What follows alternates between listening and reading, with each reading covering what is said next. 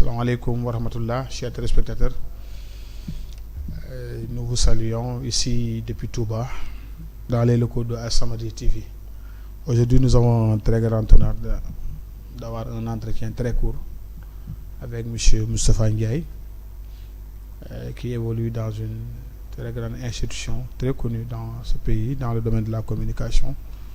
M. Ndiaye, vous êtes aujourd'hui dans les locaux de As-Samadiyya, qui a été initié et fondé par Serigne Abdou Samad sur fonds propres. Aujourd'hui, vous avez visité les locaux.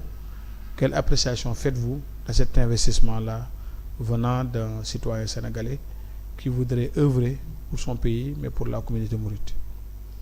Merci beaucoup, professeur. Permettez-moi, à l'entame de mes propos, de rendre un vibrant hommage au promoteur de ce groupe de presse, monsieur le vénéré marabout Serigne Abdou Samad. Permettez-moi aussi de saluer tous les spectateurs, tous les téléspectateurs de Samadiyya, d'ici et de la diaspora. Comme tu l'as dit, c'est une belle initiative qu'il faut saluer parce que cela permet de vulgariser les enseignements du vénéré Cheikh Ahmadou Bamba. Aujourd'hui, c'est une initiative qu'il faut saluer, qu'il faut encourager, du fait que le promoteur, ce qu'il vise, c'est de promouvoir, comme je l'ai dit, l'enseignement de Cheikh Ahmadou Bamba, mais en se basant sur ce qui est authentique.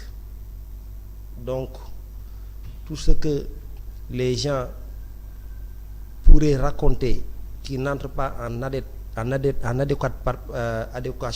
parfaite adéquation avec l'enseignement de Cheikh Ahmadou Bamba n'est pas en tout cas diffusé au niveau de cette chaîne.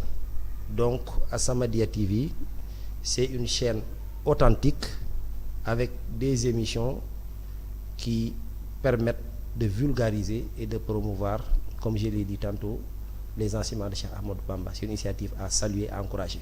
Ok, M. Ndiaye, maintenant, que dites-vous à ces promoteurs, à toutes ces entreprises du Sénégal qui, des fois, sont des musulmans de manière générale, et même des mourides, qui, au lieu de soutenir certaines initiatives en amenant ici leur promotion ou bien leur publicité, préfèrent aller dans d'autres télévisions qui n'œuvrent pas pour la religion ni pour la communauté? Et quel message lancez-vous à ces grandes entreprises? Professeur, le message il est très clair. Je pense qu'il est de notre devoir de les accompagner. Aujourd'hui, quand quelqu'un, un musulman, de surcroît un mouride, met à la disposition de sa communauté une chaîne, il est du devoir de tous les talibés qui doivent communiquer de passer à travers ce média. D'autant plus que lui, le promoteur, après avoir tenu des entretiens avec lui, il apparaît de manière claire qu'il ne cherche pas de l'argent à travers cet investissement, à travers effectivement ces médias-là. Le seul objectif qu'il vise, c'est de promouvoir l'enseignement de Cheikh Ahmadou Bamba. Donc, tous les entrepreneurs mourides privés doivent, en tout cas s'ils doivent communiquer pour que leurs produits soient connus à travers le grand public, doivent nécessairement passer à travers ces médias, particulièrement à Samadiyya. Je pense que c'est assez clair, c'est un message qui est assez clair et c'est un message très fort. J'espère que ça ne tombera pas dans l'oreille d'un sourd, comme disait l'autre. Maintenant, vous savez que c'est Abdou Samad aussi, l'initiateur de As-Samadiyya TV. C'est quelqu'un qui œuvre beaucoup pour les conditions de vie et de travail des maîtres coraniques et des daras de manière globale. Et même vous savez que même ces champions d'Afrique et ces champions du monde qui nous ramènent des distinctions dans le domaine du Saint-Coran sont toujours reçus par Serigne Abdou Samad. De même que les maîtres coraniques qui ont des fois des difficultés dans l'exercice de leur métier, à chaque fois il leur vient en aide. C'est un soutien indéfectible qu'il les donne. Maintenant, comment vous appréciez ce geste de Serigne Abdou Samad vis-à-vis du Saint-Coran, vis-à-vis des acteurs du Coran de manière globale? Bon, question très, très importante que vous venez de poser. Cheikh Abdou Samad, c'est l'incarnation d'un homme de bien. C'est un homme pétri de qualité, un homme qu'il faut protéger, un homme qu'il faut accompagner, parce que il est d'une utilité légendaire, remarquable pour sa communauté. Quand vous avez la chance d'avoir des personnes de cette dimension dans une communauté, il est du devoir des membres de cette communauté de le protéger et de l'accompagner. Et comme tu le dis aujourd'hui, au-delà même des gens qui travaillent, disons, les maîtres coraniques en dehors de ces maîtres coraniques, aujourd'hui, toutes les populations de Touba, au-delà même de Touba, quand elles ont des difficultés, dans leur écrasante majorité, la personne à qui elles pensent pour avoir des solutions par rapport à le problème, c'est Serigne Abdou Samad. C'est un homme de bien, un homme utile pour sa communauté, un homme dont les œuvres ont beaucoup d'impact, un homme pétri de qualité. Absolument. Les valeurs cardinales dont on parle, lui, il les a. Il les symbolise. Ces valeurs cardinales-là. Bien sûr, bien sûr. Donc, comme je l'ai dit, c'est avec beaucoup de fierté que je parle de lui. Pour l'avoir côtoyé, pour avoir tenu des discussions poussées avec lui. C'est une encyclopédie au-delà de tout ça. Dans tous les domaines. C'est un plaisir de l'écouter. Donc, je pense qu'il faut, en tout cas, il faut, à mon avis, lui rendre un hommage. Il est temps, mérité d'ailleurs, effectivement, que les gens quand même comprennent qui est véritablement Serigne Abdou Samad. C'est ça, je pense que c'est assez clair. Maintenant, justement, 2 mots en wolof. Monsieur Ndiaye, ñu ngi lay nuyu di la dalal fii ci As-Samadiyya TV. Ginnaaw bi nga xoolee barab bi visité ko. Te yow xam nañ ne ko xam wàllu communication nga ndax yaa ngi liggéey ci kër gu mag. ku ñëpp xam ci wàllu communication. nga gis benn doomu Sénégal jël ci alali boppam. ak kii góorgóorlu boppam ba taxawal lu mel ni As-Samadiyya TV. ngir jariñ Sénégal jariñ communauté bi mais jariñ yoonu murit surtout ci wane njàngaleem Sëñ Tuubaa ak àndoon ak mag ñi. ban gis nga am ci lu rëy lii sama def ci télévision As-Samadiyya TV. jërëjëf professeur Niang, question bi nga posé am na solo trop. jëf ju rëy la, jëf joo xam ne képp kuy murit au-delà de même murit képp kuy jullit rek jëf ju mel ni daf la war a neex ndax dafa am solo trop. li tax ma am solo mooy li ko sabab defu ko ngir wut ci xaalis, daf ko def ngir njàngaleem Serigne Touba nit ñi xam ko mu nekk njàngale moo xam ne aussi ci dëgg rek la lalu, nekkul ay xissa yoo xam ne nit ñi dañ koy wax te tegul ci lu wér.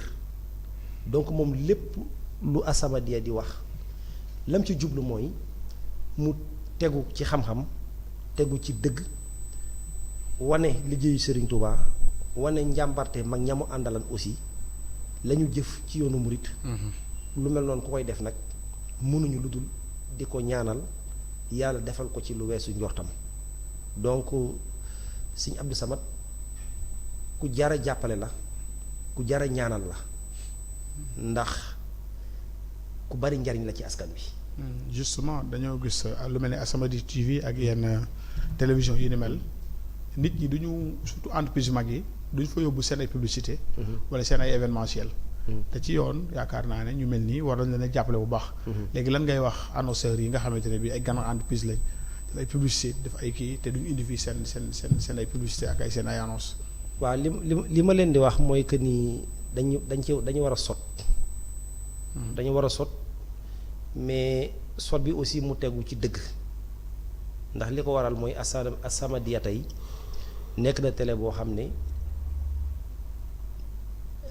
ñi fi liggéeyee am nañ xarañte bu mat sëkk te aussi nit ñi xam nañ ko, Touba xam nañ ko, diaspora bi aussi ñu ngi koy xam.